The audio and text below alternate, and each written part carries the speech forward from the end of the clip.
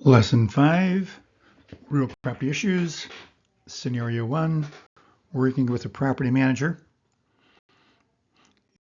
And our first scenario has Deborah as the property owner of an apartment building, and she's thinking about hiring a property management company. She comes in and talks to you about your services and what you could do.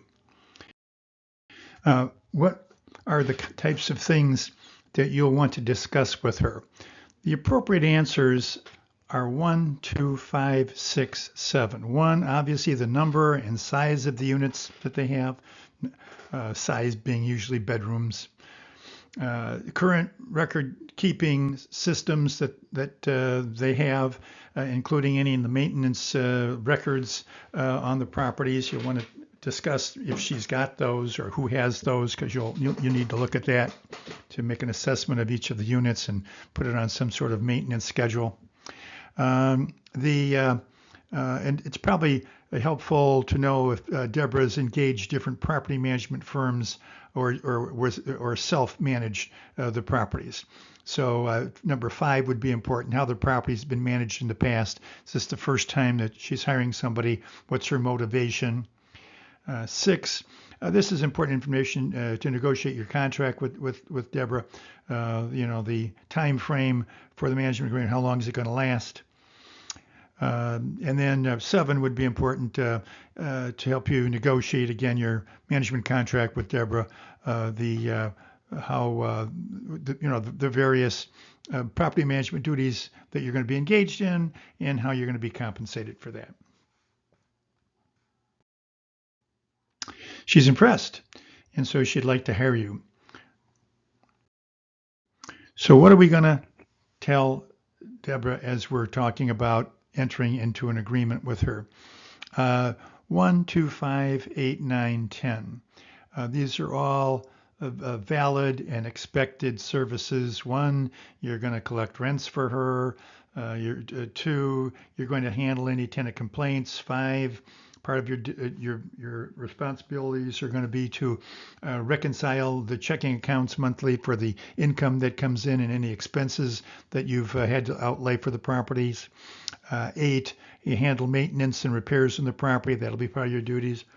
9, make sure that you comply with local, federal, and state housing ordinances and fair housing issues. 10, you provide financial reports on a timely basis as defined on what reports that she'd like you to submit for her. So she's going to hire you, and what should be addressed in the property management agreement? Well, these would probably be the more important things to input in your property management agreement from a contractual standpoint. You'll want to put a description of the property to be managed, so we know exactly the subject matter of our property management agreement. 3, any management fees you're going to get paid, how you're going to get paid, when you're going to get paid. 4, any insurance and risk management responsibilities that you're going to take on to protect your client, owner, investor. 4, which was the insurance risk management responsibilities. Sorry.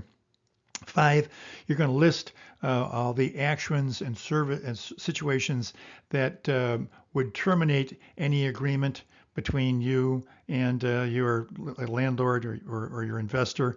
Any remedies if we have to go through a default, which is essentially what they're talking about.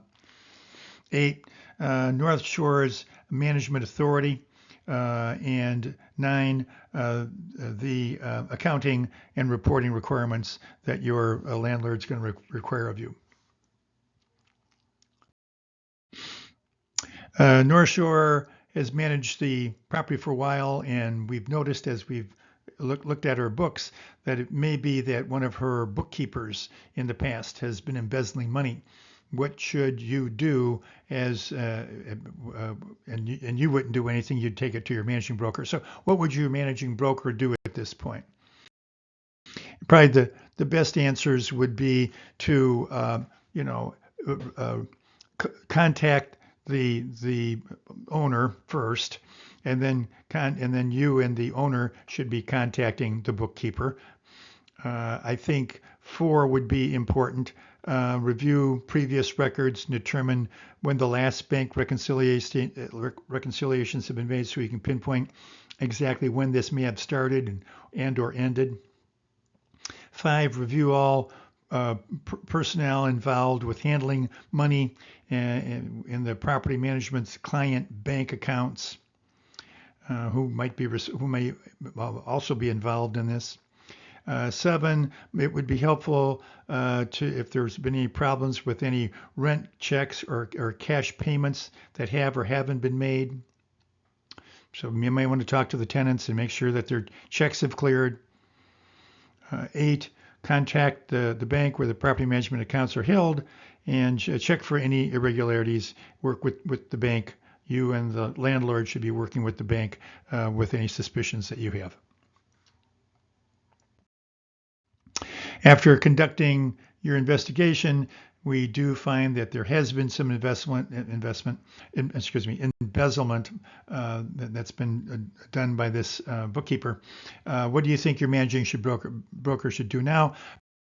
Probably the only thing they should do is you and the landlord, if a landlord wishes, this is going to be the landlord's call, would contact the appropriate authorities about embezzlement. That's probably your best first step, and maybe even your best first step is to work with your investor and maybe any legal counsel and or maybe any accountants that they may be working with about your suspicions, and maybe as a group decide the best way to do this, the best way to proceed.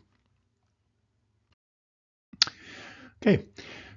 Continue on to the terminology review for lesson 5.